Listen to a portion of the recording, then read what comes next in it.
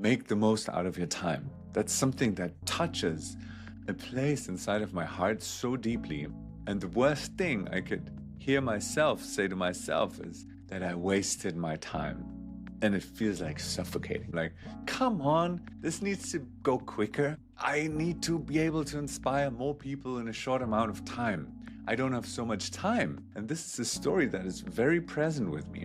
The story of the time is running. The time is slipping through my fingers and I need to make the most out of this time. So sometimes there's just a lot of resistance in my entire body, and that tells me actually now is not the moment to push. Now is not the moment to hustle, even if you're connected to like a larger vision or you want to get there or achieve this or share that with the world. Sometimes it's not the right thing to do.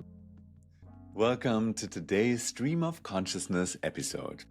I'm excited to be sharing my thoughts and perspective on the topic of when to push, when to flow, finding the balance between hustle and trust. I'm especially looking forward to this episode because I'm currently going through the process, and I wanted to share that with you and invite you into my inner world. So let's get started. As in all other podcast episodes of this format, Stream of Consciousness, there's nothing as a script that I prepared, because my intention is to share with you in the most authentic way what's going on inside of me, what's alive for me, and be practicing, living my essence and sharing, speaking my inner truth transparently and openly. All right, this topic of finding the balance between hustle and trust, when to push, when to flow, is something that is very, very, very present with me right now. Because I have this huge longing to share my experiences and everything that I have with the world in order to make a huge contribution. My longing is to contribute to people like you to live your essence in the most free way that feels balanced, open, deep, nourishing, connected, where you feel that your life is just like opening up, flourishing like a flower, and where you can also find yourself moving through the winds of change, through the different seasons of life and moments where you can come back to balance and you have the skills and everything that you need, that you can just like live your essence. So there's this huge longing that I have. I want to share this with the world. I want that everyone knows about it because I want for everyone to thrive. I believe that if all of us, we learn to develop these skills of self-awareness, of understanding what's going on inside of us, understanding our stories, being able to understand our bodily signals, our emotions, and to move with them swiftly, I believe so deeply that we would be living in such an amazing, beautiful world. That's why I have this strong longing. So I feel that I'm being pulled towards something. And at the same time, I feel and experience myself every now and then, especially in these past times, that I'm also wanting to accelerate this process. And there I find myself in a pushing movement. I'm like, come on, this needs to go quicker. I need to be able to inspire more people in a short amount of time. I don't have so much time. And this is a story that is very present with me. The story of the time is running. The time is slipping through my fingers. And I need to make the most out of this time. So this is something that's been driving me my entire life. Like, make the most out of your time. That's something that touches a place inside of my heart so deeply. And the worst thing I could hear myself say to myself is that I wasted my time. And it feels like suffocating. It feels like, oh my God, it feels like the end. It feels so terrible. And there are so many things that I could share about that. So one part is that I have this thought that I want to make the best out of my time because I want to make the most out of these beautiful gifts that I received in my life. This gift of, in this moment, feeling healthy. This gift of having entered this planet in a place where I feel safety around me, where I grew up with a family that really supported me, where I feel so much love and support, and where I got to learn so many skills. So I see all this privilege that I got, and I'm deeply, deeply, deeply grateful for that. And I don't take it for granted at all. I I take it, yeah, even seriously, in a way that, yeah, it would just break my heart to know that I wasted, maybe quote unquote, maybe not, still trying to figure that out, this potential. Because I believe that all of us, we have our unique essence, and we are one puzzle piece in this larger puzzle of this world, of this universe, of Anna's life sometimes happens. Now I just got my internet cut and shut off, so now I'm back again 5 minutes later. And that's how life works. So I find myself often in this flow. I jump into something with so much joy and passion and just give all my heart and go for what I want to go. And then life happens and something else comes in between. So actually, I want to take this as a moment to share something which I find very valuable and very important. As much as we care for what we want to bring in the world, I'm also still learning, and I invite you onto this learning journey as well. What the relationship is that I am having with, for example, outcomes, with success, with contribution, my relationship to failure, my relationship to being able to control all these outcomes, my relationship to learning and feeling competent and being able to share what I want to share with the world. So, this is all for me very, very important, and equally important as what I want to bring out into the world. So maybe this is even like a little inspiring thought in the middle, and maybe you thought like, whoa, now he's talking about this. It's because the internet just got cut off, but now I'm back again. So yes, I was sharing before that I have this huge longing to contribute to the world where we humans can meet in a way that feels more connected, more open, with more trust, and more self-compassion. So this is something that I really want to bring into the world. And then in some moments, I find myself, yeah, being able to listen, being open and feeling when a pull comes and life pulls me into a direction, basically saying, yes, John, you need to be here right now, and this is what you need to create in this very moment. And that feels like a pull. And sometimes I also find myself pushing because I want this so badly.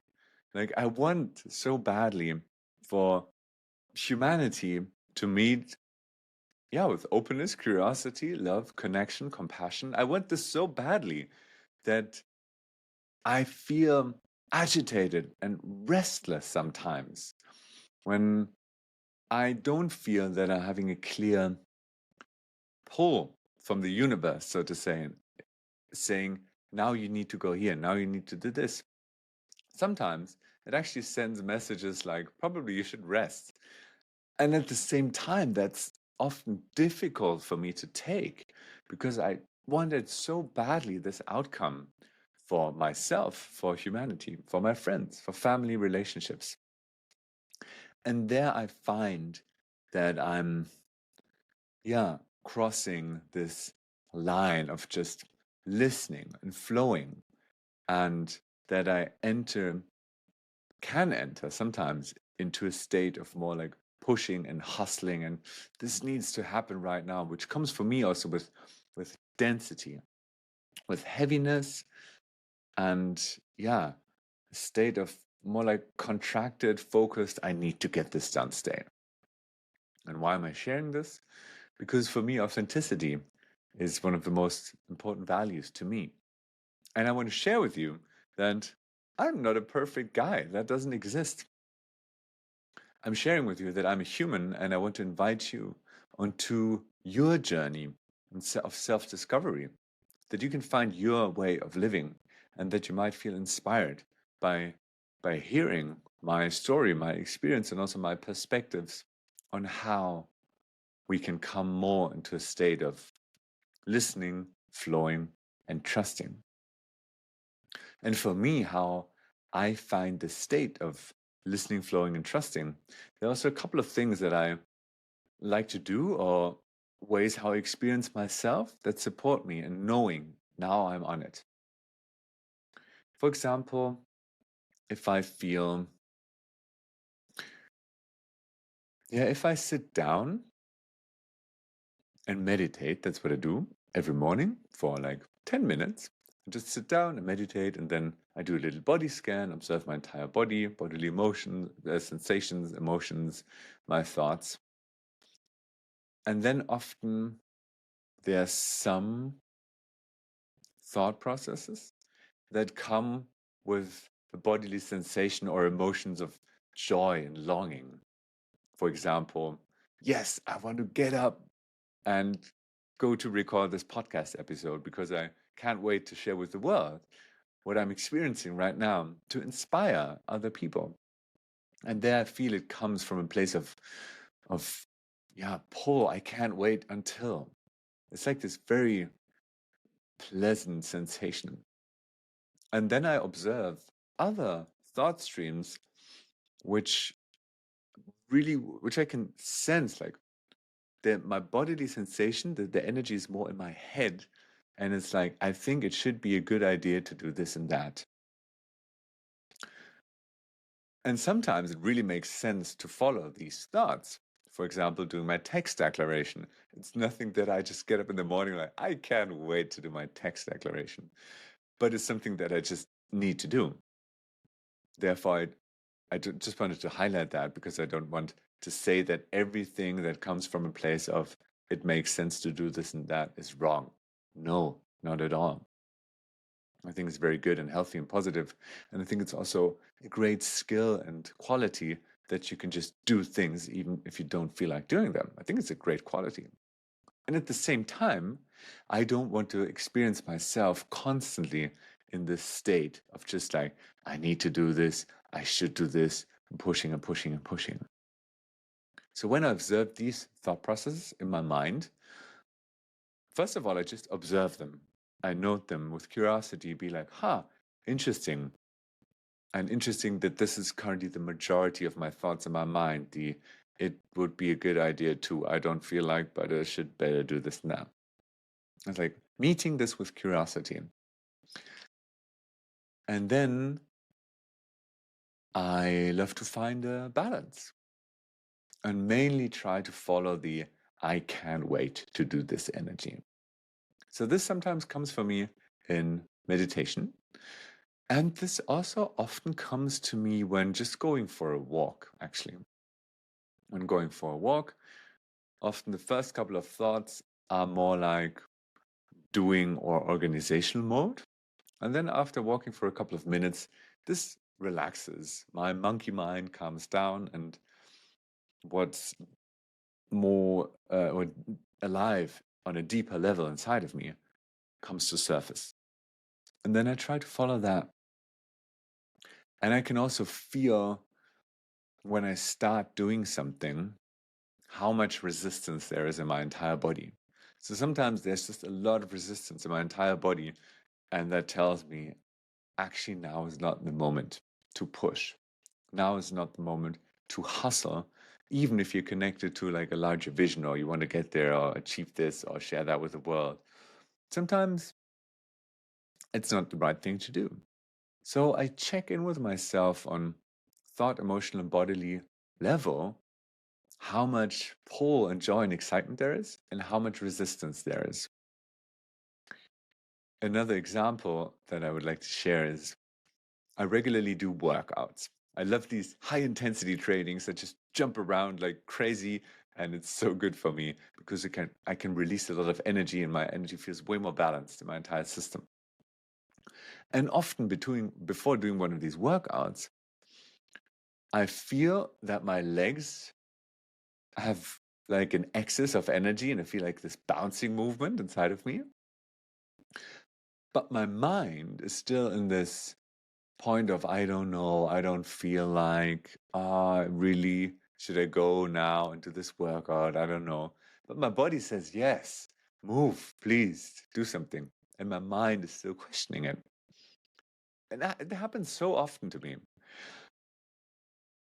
And then I just trust my bodily experience and the experience that every time I did a workout, it was a good idea when I followed this bodily impulse. So I'm just going to do it. And in these moments, often my mind doesn't feel like doing it. But following the bodily impulses tells me, yes, that is the right thing to do. So I allow this flow of bodily impulses and information to inform me and just like to go with this flow. And there, it doesn't feel like a hustling, but like a healthy way of saying, yes, I am going to take my body seriously and I'm going to listen to it and do something good for it. So, this is a little bit the spectrum that I find often for myself: hustle, trust, pushing, flowing. And in general, I would say that I have very, very deep trust into life, into the world, into myself, and towards others. And I'm very grateful for that because I believe that a large part of that comes from how I was raised and the stories I was told and the the bodily co-regulation I received. That means like other bodies being close to me and holding me, for example, as a small child when I was afraid or scared. So I'm very grateful for a lot of that. I think that contributed to the strong foundation of trust that I experience in my day-to-day life. And if you're asking yourself right now, how can I experience more trust in my life? Then I would like to refer to this framework that Brené Brown developed. Brené Brown is a professor. She worked a lot on these topics of courage, vulnerability, and leadership, trust as well. And her framework that she developed is called braving. Braving, like brave, braving. And she says that all these ingredients of this braving framework contribute to the experience of trust. And I'm just going to go through all of them shortly. And then you have something practical as well to take from this episode with you. So B for boundaries. If you set clear boundaries, then other people can trust you clearer and you can trust yourself more and more. R is reliability. If you're reliable, if you actually say what you do, and if you're reliable and people can rely on you, that creates trust. A is when you, what was that one? Is when you hold yourself accountable. That's it. If you can hold yourself accountable, and if others can hold you accountable for what you did and say like, oh, okay, I did that. I see that was a mistake and I own it. Accountability.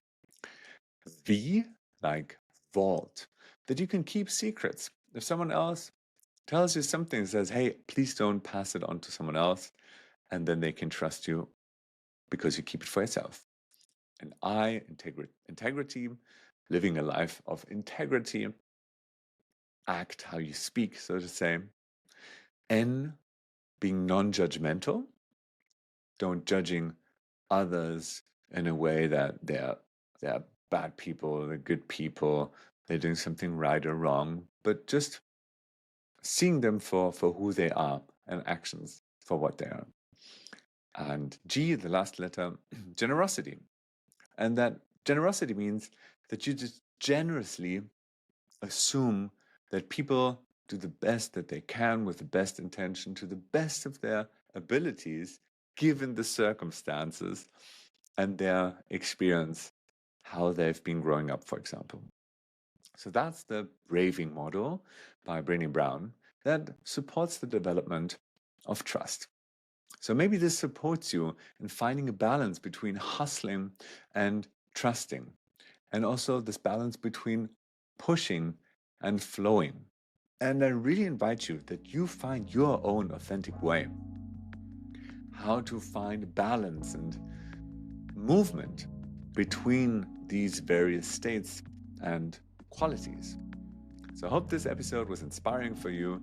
This episode on when to push, when to flow, finding balance between hustle and trust. And I'm looking forward to connecting with you in the next episode of Essence.